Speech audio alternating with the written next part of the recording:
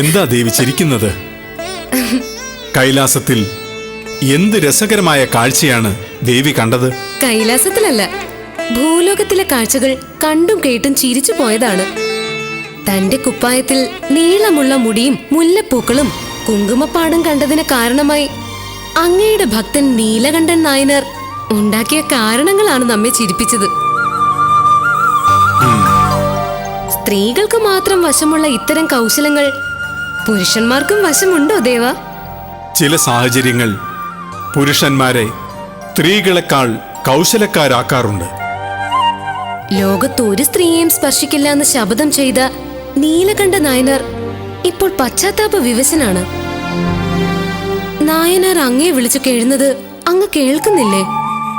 ഭാര്യയെ സ്പർശിക്കില്ല എന്ന ശപഥത്തിനെങ്കിലും അയവ് വരുത്തി അവർ ഒരുമിച്ച് ജീവിക്കുന്ന അവസ്ഥ സംജാതമാക്കിക്കൂടെ ദേവാ? സംജാതമാക്കണം. ശിവപാദന്മാർക്ക് വേണ്ടതെല്ലാം ദാനം ചെയ്തവനാണ് നീലകണ്ഠ നായനാർ. അദ്ദേഹത്തിന്റെ പത്നി അതിന് സർവാത്മന പിന്തുണയും നൽകി. വിപത്തികാലേ ധിയോപി പുംസാം മലിനോ ഭവന്തി എന്നാണ് ദേവി. വിപത്ത് കാലത്ത് ബുദ്ധിയും ശരീരവും മലിനമായി ഭവിക്കുന്നു. നായനാരുടെ ഗണികാ ഗൃഹപ്രവേശം അങ്ങനെ സംഭവിച്ചതാണെന്നറിയുക. ഇനി അവർക്ക് സന്താനങ്ങളുണ്ടാകണം. സമാധാനപരമായ ഒരു ദാമ്പത്യ ബന്ധവും ഉണ്ടാകണം. അതിനു മുമ്പ് നീലകണ്ഠ നായനാർ നമ്മുടെ കടുത്ത പരീക്ഷണത്തെ നേരിടേണ്ടി വരും. ഇഷ്ടപ്പെട്ട ഭക്തരെ പരീക്ഷിച്ച് ക്ലേശിപ്പിക്കുന്ന വിനോദം അങ്ങ് എന്നാണ് അവസാനിപ്പിക്കുന്നത്? ഇഷ്ടപ്പെട്ട പതിയായ നമ്മെ ദേവി പരീക്ഷിച്ചിട്ടില്ലേ? നാം ദേവിയെയും പരീക്ഷിച്ചിട്ടുണ്ടല്ലോ. പരീക്ഷണം നമ്മുടെ കൃത്യനിർവഹണത്തിന്റെ ഭാഗമാണെന്നറിയുക. ആട്ടെ, നീലകണ്ഠ നായനാർക്ക് എന്ത് പരീക്ഷണമാണ് അങ്ങ് ഏർപ്പെടുത്താൻ പോകുന്നത്? ലോകത്ത് ഒരു സ്ത്രീയെയും സ്പർശിക്കില്ല എന്ന നായനാരുടെ ശപഥത്തിന്റെ ദാർഢ്യം, വിശ്വാസ്യത, അതിനെയാണ് നാം പരമാവധി പരീക്ഷിക്കാൻ പോകുന്നത്. ദേവി കാത്തിരുന്ന് ദർശിച്ചാലും.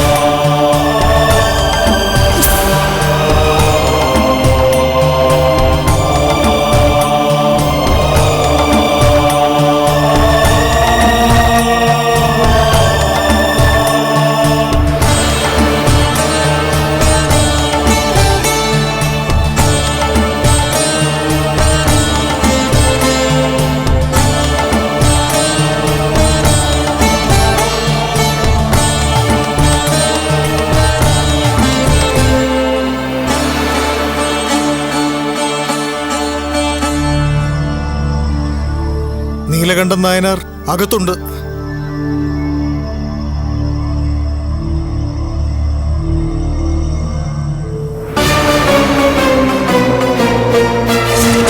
നീലകണ്ഠൻ നായനാരെ, നീലകണ്ഠൻ നായനാരെ.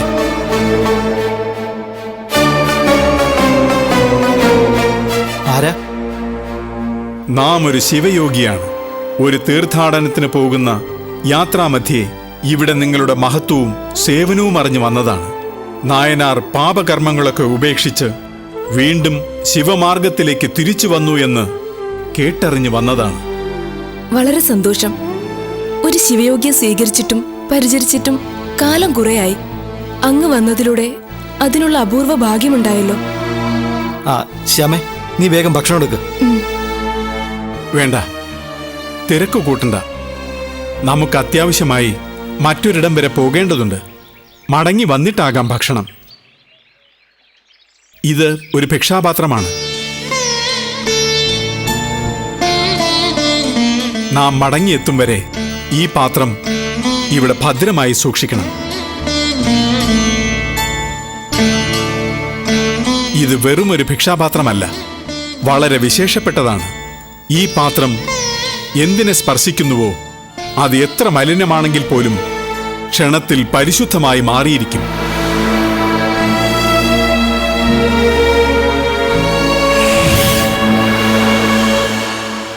ഈ പാത്രത്തിന് പകരം വയ്ക്കാൻ ലോകത്ത് മറ്റൊരു ഭിക്ഷാപാത്രമില്ലെന്ന് മനസ്സിലാക്കുക. നാം മടങ്ങി വരുന്നതുവരെ വളരെ സുരക്ഷിതമായി ഇതിവിടെ സൂക്ഷിക്കണം. അവിടുത്തെ ഹിതം പോലെ.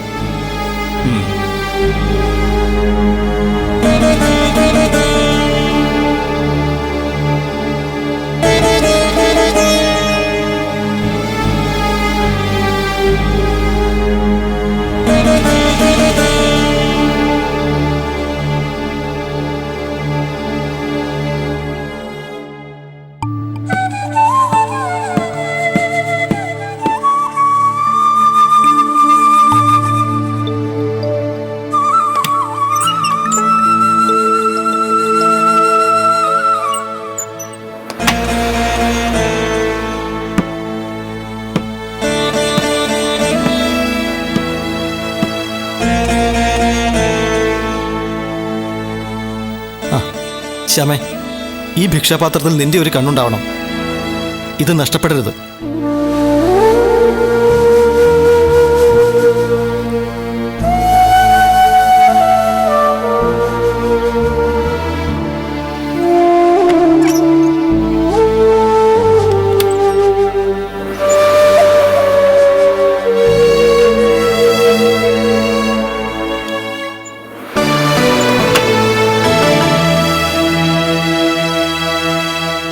ഇതിൽ സ്പർശിക്കുന്ന എന്തിനേയും ഇത് പരിശുദ്ധമാക്കുന്നു. അപ്പോ ഇതിൽ തൊട്ട് എന്റെ ഭർത്താവ് ശുദ്ധനായി കഴിഞ്ഞു.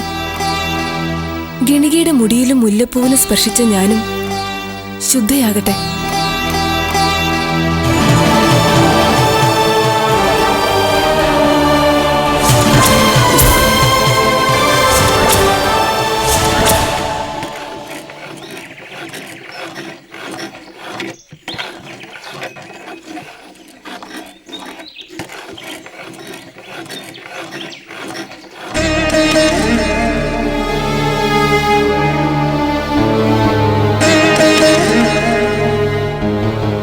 എന്താ ശ്യാമേ?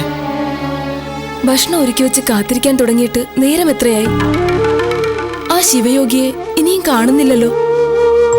നാം മനസ്സിലാക്കിയിടത്തോളം അദ്ദേഹം വെറുമൊരു ശിവപാദനല്ല. അഗാധ ജ്ഞാനവും അതിദിവ്യത്വവുമുള്ള അസാമാന്യനായ ഒരു ശിവയോഗിയാണ്. അദ്ദേഹം എവിടെയെങ്കിലും ശിവമഹാത്മ്യ പ്രഭാഷണം നടത്തുകയായിരിക്കും. അദ്ദേഹത്തിന്റെ പ്രഭാഷണം നമുക്കും കേൾക്കണം. മലിനമായതെന്തും സ്പർശിക്കുന്ന മാത്രയിൽ ശുദ്ധീകരിക്കുന്ന ഭിക്ഷാപാത്രമല്ലേ അദ്ദേഹം നമ്മെ ഏൽപ്പിച്ചിട്ട് പോയത്? കുറച്ചു നേരമെങ്കിലും അത് സൂക്ഷിക്കാൻ ലഭിച്ചത് തന്നെ മഹാഭാഗ്യം. ഈ തറവാടിന് ഇനിമേലിൽ വലിയ ഉയർച്ചയും അഭിവൃദ്ധിയും ഉണ്ടാവും. ശരിയാണ്. അദ്ദേഹത്തിന്റെ വിലപ്പെട്ട പ്രഭാഷണം കൂടി കേൾക്കാൻ കഴിഞ്ഞാൽ നമുക്ക് കൈലാസ പ്രാപ്തിക്ക് തുല്യമായ ഫലസിദ്ധി ഉണ്ടാകും. ദേ, അദ്ദേഹം വരുന്നുണ്ട്.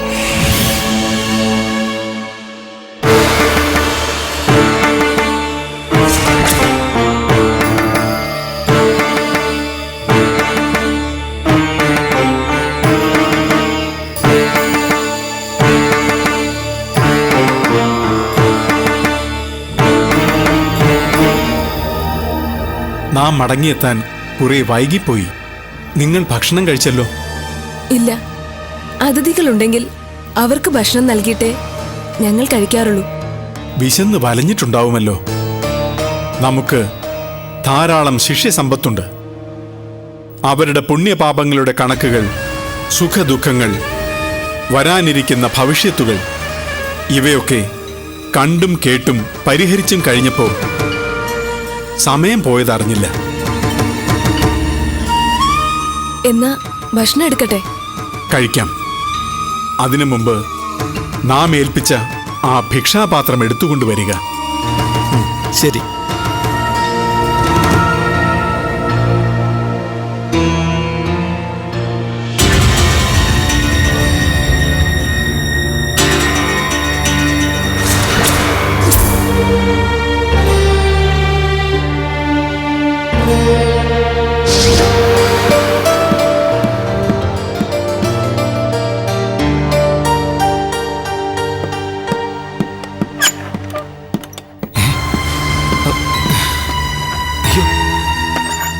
ശ്യാമേ, ഇവിടെ വെച്ചിരുന്ന ഭിക്ഷാപാത്രം കാണുന്നില്ല.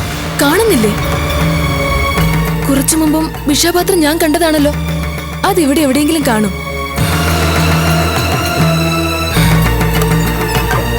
എവിടെ? ശോ.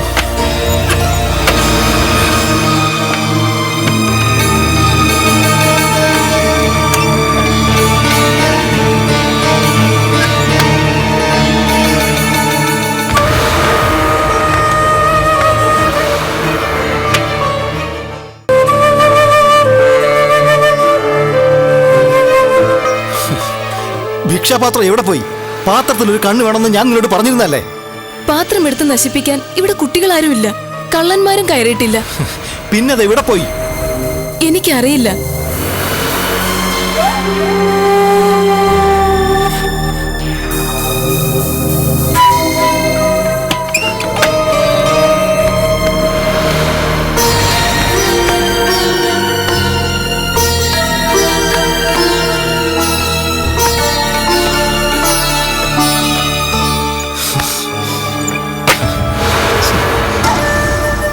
പാത്രം എങ്ങനെയോ നഷ്ടപ്പെട്ടു തന്നെ. തൊടുന്ന എന്തും പരിശുദ്ധമാക്കുന്ന വിശേഷപ്പെട്ട പാത്രമാണെന്നാ ആ ശിവയോഗി പറഞ്ഞത്. മഹാദേവ, ഗംഗാധര, ഇനി ശിവയോഗിയോട് ഞാൻ എന്ത് സമാധാനം പറയും?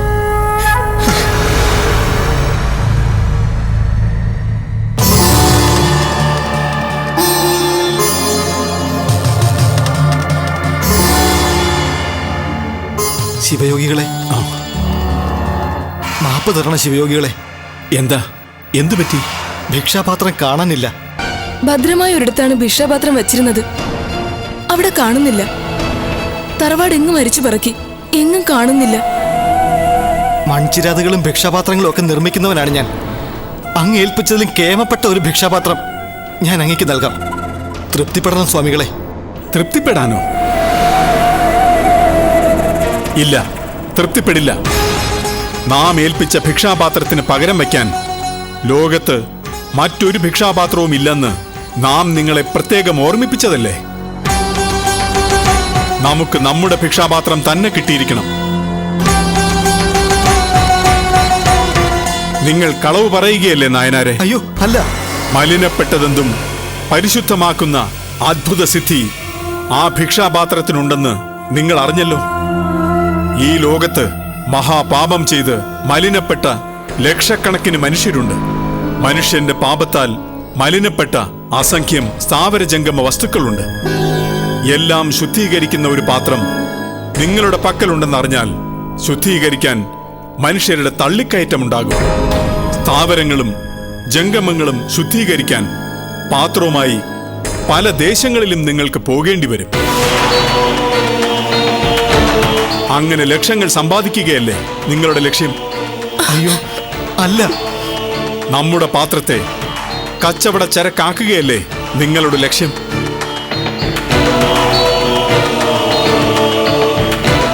അല്ല യോഗികളെ, അല്ല. അങ്ങനെ നിന്ദ്യമായ ഒരു ലക്ഷ്യവും എനിക്കില്ല. പാത്രം ഞാൻ എങ്ങും ഒളിച്ചു വെച്ചിട്ടില്ല. വിശ്വസിക്കണം. വിശ്വസിക്കില്ല. അയ്യോ, ശിവമാർഗം വിട്ട് മഹാ അപരാധം ചെയ്ത ചരിത്രം നിങ്ങൾക്കുണ്ടല്ലോ. യോഗികളെ, വീണ്ടും ശിവമാർഗിയായി തിരിച്ചു വന്നു തക്കതായ ഒരു അവസരം കിട്ടിയപ്പോ നിങ്ങളിൽ ഉറങ്ങിക്കിടന്ന അത്യാർത്തിയും ധനമോഹവും ഉണർന്നെണീറ്റു. ധനസമ്പാദനത്തിനുതകുന്ന ഭിക്ഷാപാത്രം നിങ്ങൾ തറവാട്ടിൽ നിന്നെടുത്ത് മറ്റെവിടെയോ ഒളിപ്പിച്ചു. ഇല്ല സ്വാമികളെ, എന്റെ ഭർത്താവ് അങ്ങനെ ചെയ്തിട്ടില്ല, ചെയ്യുകയുമില്ല. എന്ന് നിങ്ങൾക്കെങ്ങനെ തറപ്പിച്ച് പറയാൻ കഴിയും? ഒരിക്കൽ ഗണികാഗ്രഹത്തിൽ പോയി നിങ്ങളോട് ആത്മവഞ്ചന കാട്ടിയവനല്ലേ ഈ നിൽക്കുന്ന ഭർത്താവ്?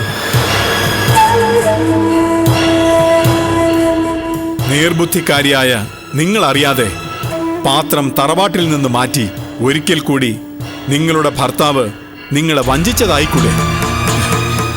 എന്നെ വിശ്വസിക്കണം. ഞാൻ എന്റെ ഭാര്യയെ വഞ്ചിച്ചിട്ടില്ല. പാത്രം ഞാൻ എങ്ങും മാറ്റി വെച്ചിട്ടുമില്ല. എന്തോ മായാജാല വിദ്യയാൽ പാത്രം അപ്രത്യക്ഷമായതാണ് സത്യം. ശരി, ഞാൻ വിശ്വസിക്കാം. നിങ്ങളുടെ ഭാര്യയുടെ കൈപിടിച്ച് സത്യം ചെയ്താൽ ഞാൻ വിശ്വസിക്കാം.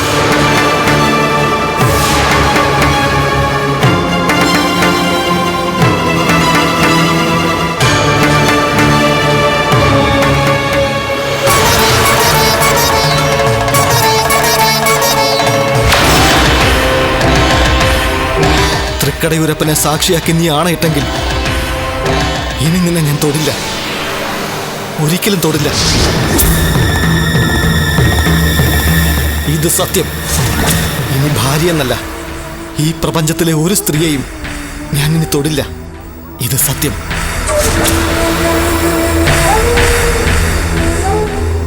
എന്താ ആലോചിച്ച് നിൽക്കുന്നത്? ഭാര്യയുടെ കൈപിടിച്ച് സത്യം ചെയ്യുക. ഇല്ല, ഞാൻ ഭാര്യയുടെ കൈ പിടിക്കില്ല. ഇനി ഒരിക്കലും എൻ്റെ ഭാര്യയുടെയോ മറ്റ് സ്ത്രീകളുടെയോ ദേഹത്ത് തൊടില്ലെന്ന് ഞാൻ സത്യം ചെയ്തിട്ടുണ്ട്. ഉഗ്ര ശപഥം എടുത്തിട്ടുണ്ട്. നമ്മുടെ വിലപ്പെട്ട ഭിക്ഷാപാത്രത്തിന്റെ കാര്യമായതുകൊണ്ട് നായനാർ സത്യം ചെയ്തേ മതിയാകൂ.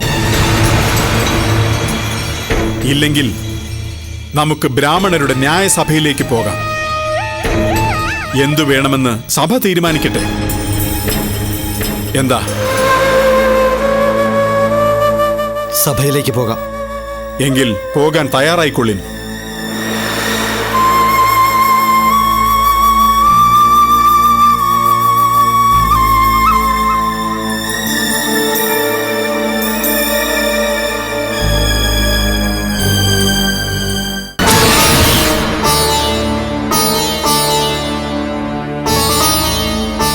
ഈ ന്യായസഭയിൽ നിങ്ങൾ ഇരുവരുടെയും വിശദീകരണം അനുസരിച്ച് ശിവയോഗികളെ സംബന്ധിച്ചിടത്തോളം ഏറ്റവും അമൂല്യമായതും മലിനപ്പെട്ടവയിൽ സ്പർശിച്ചാൽ അവ ശുദ്ധീകരിക്കപ്പെടുന്നതുമായ അത്ഭുത ശക്തിയുള്ള പാത്രമായിരുന്നു ആ ഭിക്ഷാപാത്രം. അതെ, ശിവഭക്തനായ നീലകണ്ഠൻ നായനാരെ ശിവയോഗി ആ പാത്രം സൂക്ഷിക്കാൻ ഏൽപ്പിച്ചത് നായനാരെ വളരെ വിശ്വാസത്തിലെടുത്തതുകൊണ്ടാണ്. അതെ, ഭിക്ഷാപാത്രം തറവാട്ടിൽ നിന്ന് അപ്രത്യക്ഷമായതാണെന്ന് നായനാർ ബോധിപ്പിച്ചിരിക്കുന്നു. ഇക്കാര്യത്തിൽ നായനാരുടെ പത്നിക്ക് എന്താണ് ബോധിപ്പിക്കാനുള്ളത്? എന്റെ ഭർത്താവ് ബോധിപ്പിച്ചത് തികച്ചും സത്യമാണ്. ഭിക്ഷാപാത്രം തറവാട്ടിൽ നിന്ന് അപ്രത്യക്ഷമായതാണ്. അതെങ്ങനെ സംഭവിക്കും? ബഹുമാന്യനായ ന്യായാധിപ, നാം ഇവരുടെ വീട്ടിലേക്ക് വരുന്ന വഴി പുഴയിൽ നമ്മുടേതുപോലെ ഒരു ഭിക്ഷാപാത്രം മുങ്ങിത്താഴുന്നത് കണ്ടു.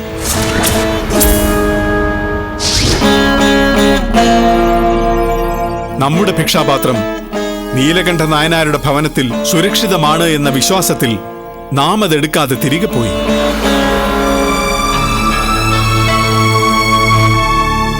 ഇപ്പൊ നമുക്ക് ഉറപ്പായി പുഴയിൽ മുങ്ങിത്താഴ്ന്നത് നമ്മുടെ ഭിക്ഷാപാത്രം തന്നെയാണെന്ന്. അത് നായനാർ തന്നെയാണ് എടുത്ത് പുഴയിലിട്ടത്. ഇല്ല, നാം അങ്ങനെ ചെയ്യില്ല. നായനാർ അങ്ങനെ ചെയ്തിട്ടില്ലെന്ന് പറയുന്ന സ്ഥിതിക്ക് ശിവയോഗിക്ക് എന്താണ് പറയാനുള്ളത്? എങ്കിൽ നമ്മുടെ ഭിക്ഷാപാത്രം നായനാരുടെ ഭവനത്തിൽ നിന്ന് അപ്രത്യക്ഷമായതാണെന്ന് നീലകണ്ഠ നായനാർ അദ്ദേഹത്തിന്റെ ഭാര്യയുടെ കയ്യിൽ തൊട്ട് സത്യം ചെയ്യട്ടെ.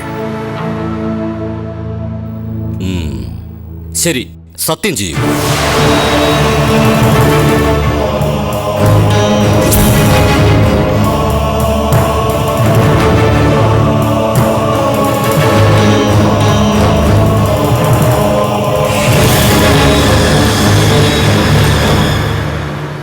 സത്യം ചെയ്യാം, പക്ഷേ ഭാര്യയുടെ കയ്യിൽ പിടിച്ച് സത്യം ചെയ്യാൻ സാധ്യമല്ല. പറയുന്നത് കളവായതുകൊണ്ടല്ലേ ഇദ്ദേഹം സത്യം ചെയ്യാത്തത്? അയ്യോ, അല്ല. എന്താ നായനാരെ, നിങ്ങൾ പറഞ്ഞത് ശരിയാണെങ്കിൽ പിന്നെന്തിന് നിങ്ങൾ സത്യം ചെയ്യാൻ മടിക്കണം? അത് ഭാര്യയുടെ കയ്യിൽ തൊട്ട് സത്യം ചെയ്യൂ. ഇല്ല, ഞാൻ എൻ്റെ ഭാര്യയെ സ്പർശിക്കില്ല എന്ന് ശപഥം ചെയ്തിട്ടുണ്ട്. നീലകണ്ഠൻ നായനാർ ഭാര്യയുടെ കരം പിടിച്ച് സത്യം ചെയ്യാൻ താല്പര്യപ്പെടുന്നില്ല. അങ്ങനെയാണെങ്കിൽ ഈ ന്യായസഭയിൽ ശിവയോഗിയുടെ ആവശ്യം ബോധിപ്പിക്കാം. നീലകണ്ഠ നായനാരും ഭാര്യയും ഒരുമിച്ച് ഒരു വടിയുടെ രണ്ടഗ്രങ്ങളിൽ പിടിച്ച് നമ്മുടെ ഭിക്ഷാപാത്രം കിടക്കുന്ന പുഴയിലിറങ്ങി അത് മുങ്ങിയെടുത്ത് നമുക്ക് നൽകണം.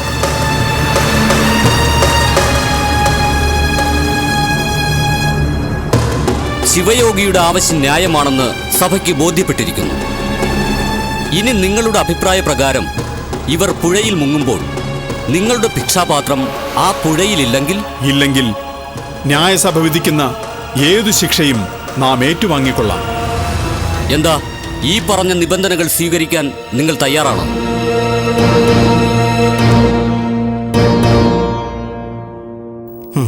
ഞങ്ങൾ തയ്യാറാണ്. എങ്കിൽ ഈ ബ്രാഹ്മണരുടെ സമക്ഷത്തിൽ നിങ്ങൾ പുഴയിലേക്ക് ചെല്ലും.